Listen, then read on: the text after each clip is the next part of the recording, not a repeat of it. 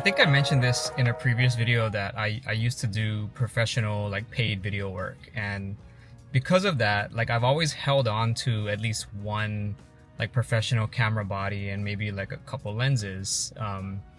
But since my career has taken me on another path in the fitness industry, I don't really do commercial gigs anymore unless it's something that I feel really passionate about and I really want to do it.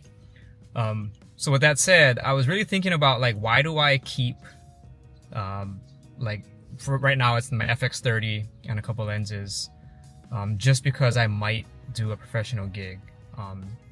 So I made a decision and I sold off that equipment. So as of right now, I don't own any professional video making stuff, which is okay because I really thought about this channel and what my purpose is with doing these YouTube videos.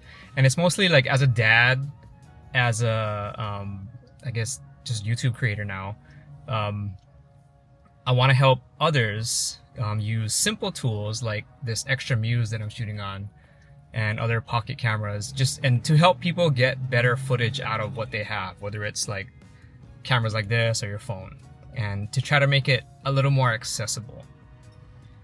And it seemed disingenuous to me to talk about these consumer pocket cameras while I'm shooting a video at my desk on like a $3,000 setup. So I thought, what if I just made a decision going forward that on this channel, I'm only gonna shoot videos on the equipment that I talk about in the videos.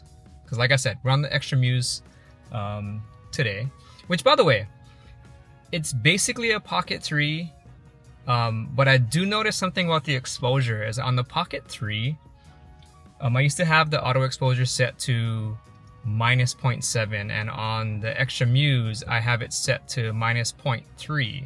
I'm gonna rotate a little bit because I'm getting a weird like light like this. Okay, since we're talking about the Extra Muse and exposure, I do shoot in auto exposure, -0.3 exposure value, and it's in D-Log-M, and I'll grade it a little bit, but this is the internal microphone that I'm using on the device. I don't have any kind of like wireless mic or anything. So in addition to that little soapbox rant about just shooting on these little pocket cameras, I should mention that by the time you're watching this, the DJI Action 6 was probably released.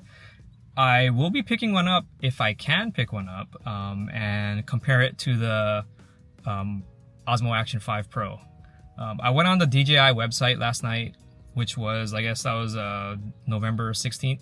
And I did notice that the same teaser that they put out on social media, they have that image on the US DJI website, which is kind of promising because that implies that as in the US market that we'll be able to purchase it, because why would you put a teaser image on the US based website if you weren't going to be able to buy it?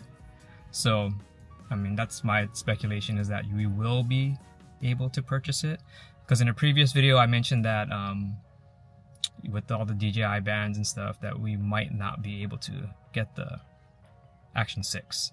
Hopefully we will, and then I'll do a little comparison as I like to do, because I like to figure out settings and figure out what works best so I can help others get good footage out of these little cameras. So I'll finish up with this. If I do decide to take on like a professional video gig and I don't own a professional video camera, I could always go to our local camera shop, Pro Camera Hawaii. I could rent a body, I could rent a lens, and no big deal. So I don't really have to own the professional stuff in order to do professional gigs. And that's something that kind of also influenced my decision to just go with shooting like with these kind of cameras for this YouTube channel. And as always, I appreciate anyone that stops by to check out this little YouTube channel. Thanks for watching.